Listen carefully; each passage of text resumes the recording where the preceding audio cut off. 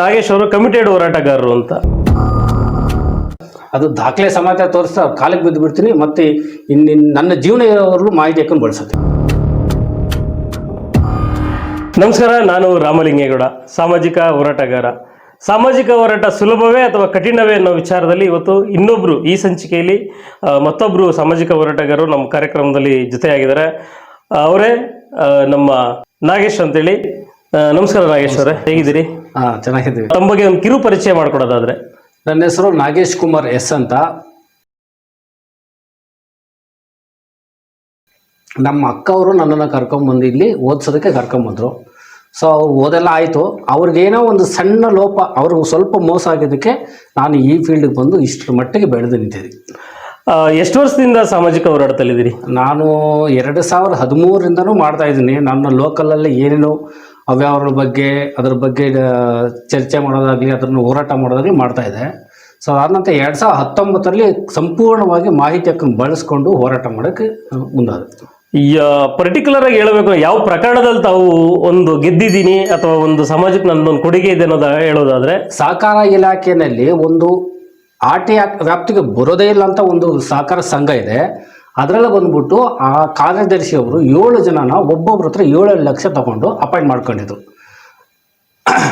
ಅದನ್ನ ಯಾರೋ ಒಬ್ಬರು ಅಲ್ಲಿರೋಂಥ ಅವ್ರಿಗೂ ಮೋಸ ಆಗಿರೋಂಥವ್ರು ಈ ಥರ ಇದೆ, ನಮಗೆಲ್ಲ ಮೋಸ ಆಗಿದೆ ಅಂತ ಹೇಳಿದಾಗ ಅದನ್ನು ಕಾನೂನು ರೀತಿ ಹೋರಾಟ ಮಾಡಿ ಆ ಸಹಕಾರ ಇಲಾಖೆ ಮಾಹಿತಿ ಹಕ್ಕು ವ್ಯಾಪ್ತಿಗೆ ಬರೋದೇ ಇಲ್ಲ. ಆದರೂ ಸಹ ಅದನ್ನು ಹೋರಾಟ ಮಾಡಿ ಆ 7 ಜನನೂ ಸಹ ಸಸ್ಪೆಂಡ್ ಮಾಡಿಸಿ ಕಾರ್ಯದರ್ಶಿಯವ್ರು ಯಾರು ನೇಮಕಾತಿ ಮಾಡ್ಕೊಂಡಿದ್ರೋ ಅವ್ರ ಮೂಲಕನೇ ಅವ್ರನ್ನ ಹೊರಗೆ ಬಿಡುಗಡೆ ಮಾಡೋ ಮಟ್ಟದಲ್ಲಿ ಹೋರಾಟ ಮಾಡಿ ಬಿಡುಗಡೆಗೊಳಿಸ್ದೆ. ಈ ಪ್ರಸ್ತುತ ಯಾವ ಹೋರಾಟದಲ್ಲಿ ತಾವು ಮುಂಚೂಣಿಯಲ್ಲಿದ್ದೀರಿ? ಈಗ ನಾನು ಎಲ್ಲ ಇಲಾಖೆಯಲ್ಲೂ ಇದ್ದೀನಿ.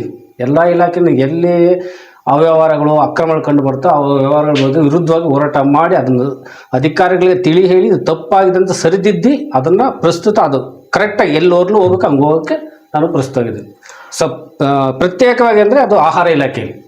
ಯಾವ ವಿಚಾರದಲ್ಲಿ ಆಹಾರ ಇಲಾಖೆಯಲ್ಲಿ ಹೋರಾಟ ಮಾಡ್ತಿದ್ದೀರಿ? ಮೊದಲಿಗೆ ಆಹಾರ ಇಲಾಖೆಯಲ್ಲಿ ಗೋದಾಮುಗಳಿಂದ ಲಾರಿಗಳು ಬಿಲ್ ಇಲ್ದಿರೇ ಬರ್ತಾಯಿತ್ತು ಆಚೆಗೆ.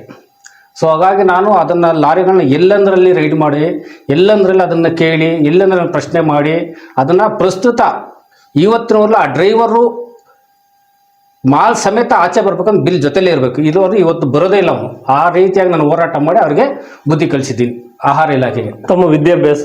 ನಮ್ಮದು PUC ಆಗಿದೆ. ಜೀವನಕ್ಕೆ ಏನು ಮಾಡ್ಕೊಂಡಿದ್ದೀರಿ? ಜೀವನಕ್ಕೆ ಹೋರಾಟದ ಮಾಡೋದು ಮತ್ತು ಕೆಲವ್ರಿಗೆ ಸಹಾಯ ಮಾಡೋದು. ನಾವು ಇಷ್ಟೇ ಎಕ್ಸ್ಪೆಕ್ಟೇಷನ್ ಮಾಡಲ್ಲ, ಅವ್ರು ಸಹಾಯ ಮಾಡೋದು ಅವ್ರು ಖುಷಿ ಆದಷ್ಟು. ಯಾವ ರೀತಿ? ಈ ತಾಲೂಕು ಕಚೇರಿಗಳಲ್ಲಿ ಈ ಸಾಮಾನ್ಯ ದಾಖಲೆ ಕೇಳೋದಾಗಲಿ ಮತ್ತು ಅವ್ನಿಗೆ ಏನು ಬೇಕು ಅದನ್ನು ಕೇಳಿದ್ರೆ ಕೊಡೋದಿಲ್ಲ, ಸತಾಯಿಸ್ತಾರೆ. ಸೊ ನಮ್ಮಂಥವ್ರು ಹೋಗಿ ಅದನ್ನು ಪ್ರಶ್ನೆ ಮಾಡಿ ಕೇಳಿದಾಗ ಅವನಿಗೆ ಏನು ಅನುಕೂಲ ಆಗುತ್ತೋ ಅದನ್ನೆಲ್ಲ ಒದಗಿಸಿ ಅವನಿಗೆ ನ್ಯಾಯ ದೊರಕಿಸ್ಮೇಲೆ ಅವನಿಷ್ಟ, ಅವನು ಸಂತೋಷ ಎಷ್ಟಾಗುತ್ತೋ ನಾವು ಯಾವತ್ತಿಗೂ ಯಾರೊಬ್ಬನ ಹತ್ರನೂ ಇಷ್ಟೇ ಕೊಡಿ ಅಂತ ನಾವು ಎಲ್ಲೂ ಕೇಳಿಲ್ಲ, ನಾವು ಕೇಳೋದು ಇಲ್ಲ. ನಾವು ಸಹಾಯ ಮಾಡ್ತೀವಿ, ಅದರಿಂದ ಅವ್ರು ಖುಷಿ ಪಟ್ಟು ಕೊಟ್ಟರೆ ಓಕೆ, ಇಲ್ಲ ಅಂದರೆ ಪರವಾಗಿಲ್ಲ, ನಡೀತದೆ. ಅಲ್ಲ, ತಮ್ಮ ಜೀವನಕ್ಕೆ ಏನು ಮಾಡ್ಕೊಂಡಿದ್ದೀರಿ ಅಂತ? ಈಗ ಮದುವೆ ಆಗಿದೆ? ಮದುವೆ ಆಗಿದೆ, 2 ಮಕ್ಕಳಿದ್ದಾರೆ. ಸೊ ಹಾಗಾಗಿ ಜೀವನಕ್ಕೆ ಏನು ತೊಂದರೆ ಇಲ್ಲ? ಏನು ತೊಂದರೆ ಇಲ್ಲ ಸರ್, ಆರಾಮಾಗಿದ್ದೀವಿ. ನಾಗೇಶ್ ಅವರು ಕಾಂಪ್ರಮೈಸ್ ಹೋರಾಟಗಾರರ, ನಾನ್ ಕಾಂಪ್ರಮೈಸ್ ಹೋರಾಟಗಾರರ? ನ್ಯಾಯ ಸಿಗೋವರೆಗೂ ಹೋರಾಟ ಮಾಡ್ತೀನಿ. ತಪ್ಪು ಅಂತ ಬಂದರೆ ಕ್ಷಮಿಸ್ತೀನಿ. ಸೊ ಅಲ್ಲಿ ತಪ್ಪು ಅಂತ ಕಂಡು ಅವರು ನಾನು ಬಿಟ್ಬಿಡಪ್ಪ, ಇದು ತಪ್ಪಾಗಿ ಸರಿದಿದ್ದುಕೊಂಡಂತೆ ಇನ್ಮೇಲೆ ಇದೇ ಥರ ಸರಿದಿದ್ದುಕೊಂಡು ಕಾನೂನು ರೀತಿಯಲ್ಲೇ ಹೋಗುವಂತ ಬಿಡ್ತೀನಿ. ಮಾಹಿತಿ ಹಕ್ಕು ಕಾಯ್ದೆಯನ್ನು ಎಷ್ಟು ಮಟ್ಟಿಗೆ ಅರ್ತಿದ್ದೀರಿ? ಸಂಪೂರ್ಣವಾಗಿ ಅರ್ತಿದ್ದೀನಿ ಅಂತ ನನಗೆ ಮನೋಭಾವನೆ. ಸಂಪೂರ್ಣವಾಗಿ ಅರ್ತಿದ್ದೀನಿ ಅಂತ. ಇತ್ತೀಚೆಗೆ ಮಾಹಿತಿ ಹಕ್ಕು ಆಯೋಗದಲ್ಲಿ ಒಂದೇ ಬಾರಿ 1000 ಅರ್ಜಿಗಳನ್ನು ಅಥವಾ 100 ಅರ್ಜಿಗಳನ್ನು ಒಂದೇ ಬಾರಿ ಕರೆದು ವಿಲೆ ಮಾಡ್ತಿರುವಂಥದ್ದು, ಈ ವಿಚಾರವಾಗಿ ತಮ್ಮ ಅಭಿಪ್ರಾಯ ಏನಿದೆ? ಸತ್ಯನ್ ಇದಾರಲ್ಲ ಅವರು, ಡಾಕ್ಟರ್ ಸತ್ಯನ್, ಅವನಿಗೆ ವಿದ್ಯೆ ಅರ್ಹತೆಯೇ ಇಲ್ಲ.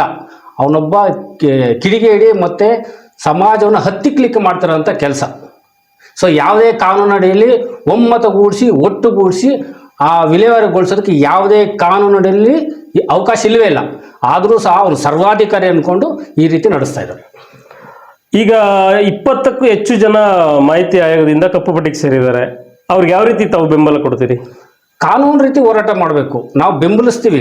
ಸೊ ತಪ್ಪು ಅಂತ ನಾವು ಬೆಂಬಲಿಸಿ ಅವ್ರು ಸಪೋರ್ಟ್ ಮಾಡ್ತೀವಿ, ಎಲ್ಲಿ ಕರೆದು ಹೋಗಿ ಹೋರಾಟ ಮಾಡೋಕ್ಕೂ ಸಿದ್ಧರು. ಆದರೆ ಕಾನೂನಲ್ಲಿ ಅವರ ಮೇಲ ಹಂತಕ್ಕೆ ಹೋಗಿ ಅಪೀಲ್ ಸಲ್ಲಿಸಿ ಅವ್ರನ್ನೆಲ್ಲ ತಿರುವು ಮಾಡಿಸ್ಕೊಂಡ್ಬಂದು ಮತ್ತೆ ಅದೇ ಸತ್ತಿನ ಮುಂದೆ ಆ ಸರ್ಟಿಫಿಕೇಟ್ ತೋರಿಸಿ ಮತ್ತೆ ಅವ್ರು ಏನೇನು ಅರ್ಜಿ ಆಗಿದೆ ಎಲ್ಲನೂ ಸಹ ಮತ್ತೆ ಇನ್ನೊಂದ್ಸತಿ ಎಂಕ್ವೈರಿ ಆಗಿ ಅದಕ್ಕೆ ನ್ಯಾಯ ಕೊಡಿಸ್ಬೇಕು. ನೀವು ಮಾಹಿತಿ ಹಕ್ಕು ಕಾಯ್ದೆಯನ್ನು ಬಳಸಿ ಅಥವಾ ಸಾಮಾಜಿಕ ಹೋರಾಟ ಮಾಡ್ತೀನಿ ಅಂತ ಹೇಳ್ತೀರಿ. ಕೆಲವು ಕಡೆ ಹೇಳ್ತಾರೆ ನಾಗೇಶ್ ಅವರು ಕಮಿಟೆಡ್ ಹೋರಾಟಗಾರರು ಅಂತ. ಅದು ದಾಖಲೆ ಸಮೇತ ತೋರಿಸ್ತಾ ಅವ್ರ ಕಾಲಿಗೆ ಬಿದ್ದು ಬಿಡ್ತೀನಿ. ಮತ್ತೆ ನನ್ನ ಜೀವನ ಇರೋವರೆಗೂ ಮಾಹಿತಿ ಹಾಕೊಂಡು ಬಳಸುತ್ತೆ.